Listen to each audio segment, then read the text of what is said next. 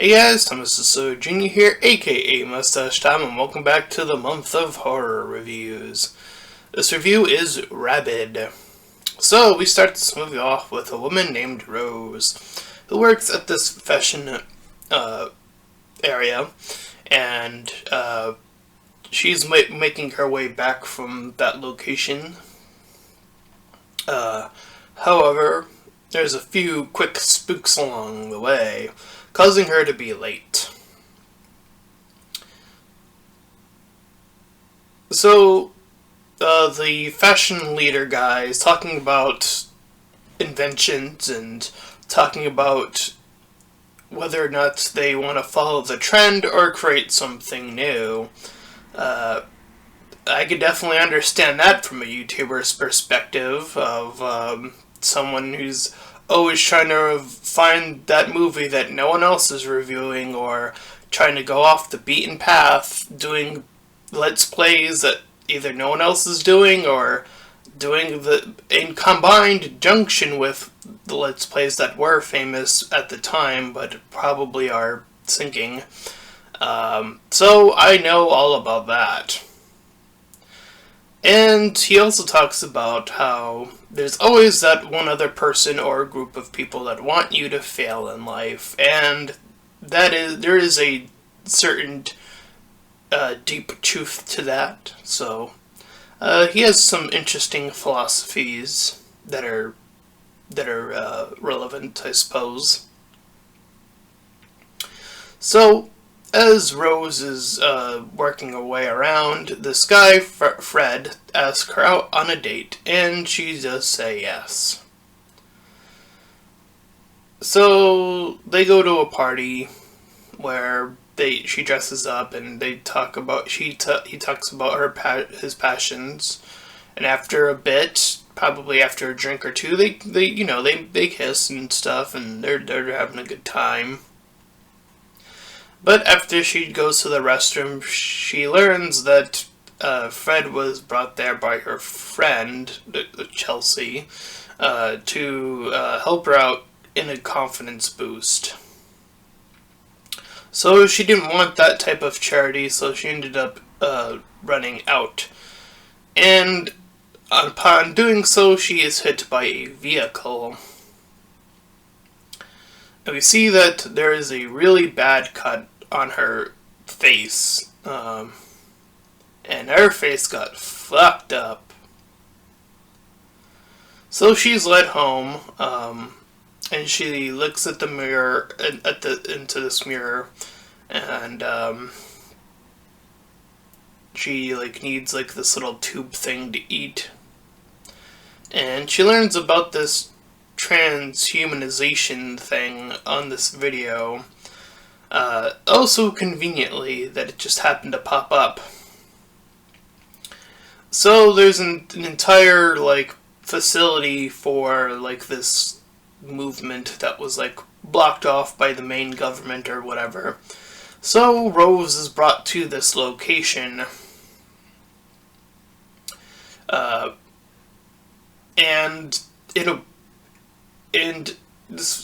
could tell this movie had a little bit of issue because they switched the side of her on which her injury was on. They switched the position of it. It was on this side, and then it ended up on this side. So they didn't pay full attention to that detail, but it is what it is.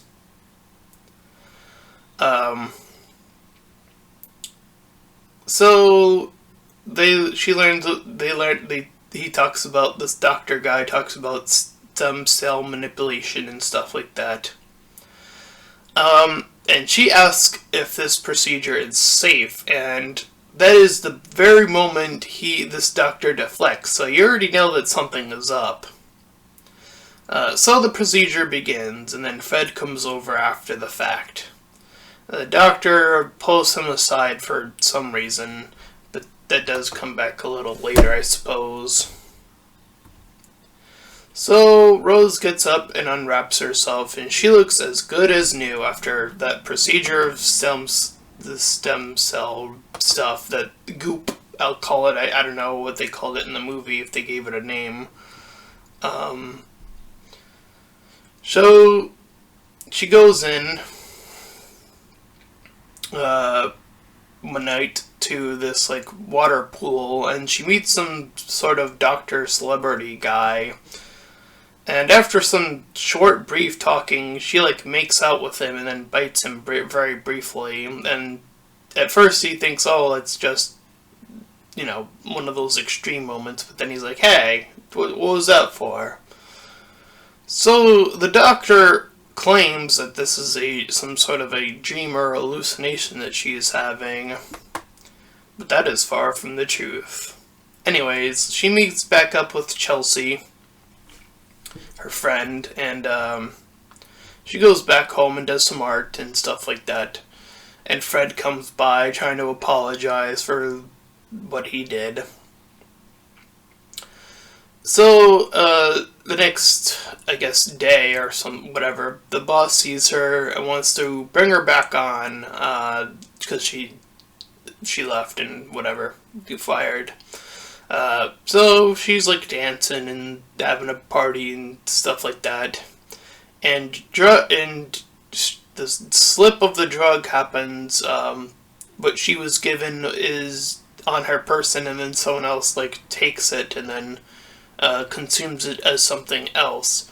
So this little virus that she's unknowingly spreading is spreading pretty quickly now.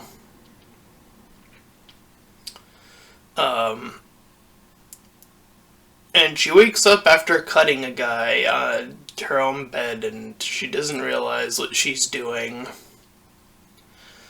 So the doctor has a little show that the doctor on the television show, the actor doctor guy, comes on. He's getting ready for his little show, and he's like kind of getting really frustrated. He's talking to this other doctor guy, and then he like gets ready to attack. And after that, Rose has some stomach pains, and she's trying to call Chelsea to get some help. So we cut to a new guy named Billy, played by one CM Punk. So I'm aware of that. That's interesting. And she's like biting and like doing her thing until the next day with Mr. Billy CM Punk there in the car, and then spreading the thing onto him too.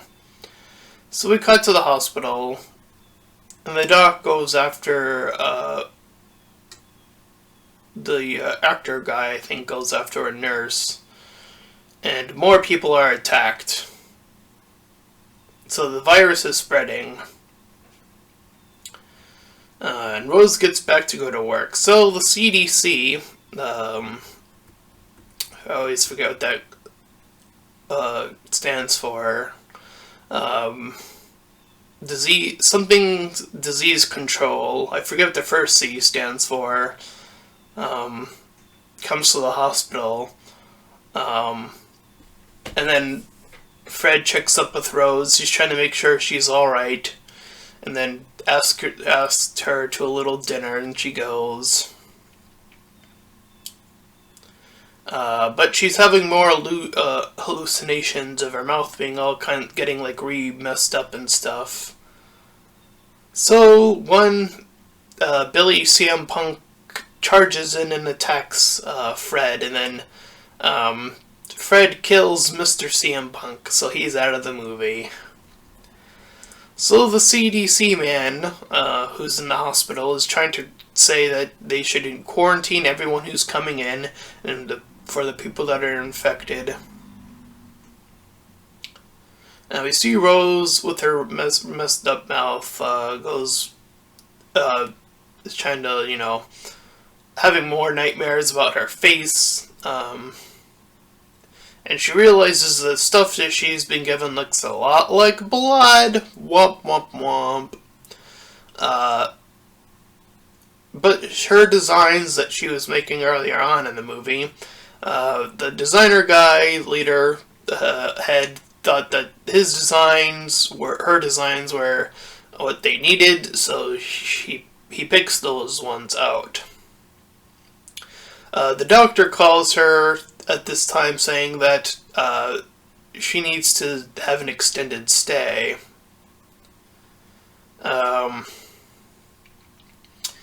if CM Punk wasn't enough, his either girlfriend / fiance, I'm not sure. Anyways, it's AJ Lee from former wrestling. Both of them were. Anyways, AJ Lee's also in the movie. She was one of the two. I think she was one of the two bully girls that were like mocking Rose at the start at the restroom, and then she's also talking more stuff with this other lady again. And Rose is feeling some more sharp pains outside. So we see this time that a tentacle-like creature comes out of her, and Fred comes out to help her after she attacks these other two people. And Fred wants to move her to a safe location, but Rose wants to stay so that the show can go on, and so it does. And one of the performers falls and goes on, but things are looking a little bit like, oh, this might not end so well. Until it is Chelsea goes on the attack, because the virus got to them as well. She got bit on her way there. Chelsea then spread her stuff to other people by accident, and more zombie-like and grotesque creatures make their way in. So Fred takes her away, and the doc also helps her after the fact. He brings her to the hospital, and the two of them lead her into this room, and then once he goes in as well, they are both locked in. Fred is then covered in blood, and the doctor explains that this whole human evolution thing is what he was doing all along, and he shows off his wife, which is one of these mutated creatures, and that this mutated creature thing is the next step in evolution. So Rose cuts off her own tentacle arm thing after it attacks Fred, and also attacks the doc's wife. She slits her own throat, thinking that will be the best way to make sure that this no longer happens. So we cut to the news, and we see that the CDC is starting to get things under control back on the surface. However, we cut back to the doc, the main evil doc, who is still alive, and has assumably fed these dogs some of this blood juice. And we see that Rose is indeed alive, and because this little creature thing gives the ability to regenerate, I suppose. So she's there to now suffer through future experiments and all that stuff. And that was Rabid. Pretty silly, but, some bad implications of, the virus stuff going on. So, pretty interesting as well in that regard. It taking place on this whole fashion backdrop is, I suppose, a little bit interesting, because it does appear to be its own little world. At least that's how the movie presents it as. So, yeah, pretty good. I give it a 6 out of 10. And if you enjoyed my review, then please feel free to comment, and subscribe. Also, make sure to check out those links in the description. One will head you over to my Discord server, the other to my Patreon page. Any donations are greatly appreciated. Until next time, everyone. Bye-bye.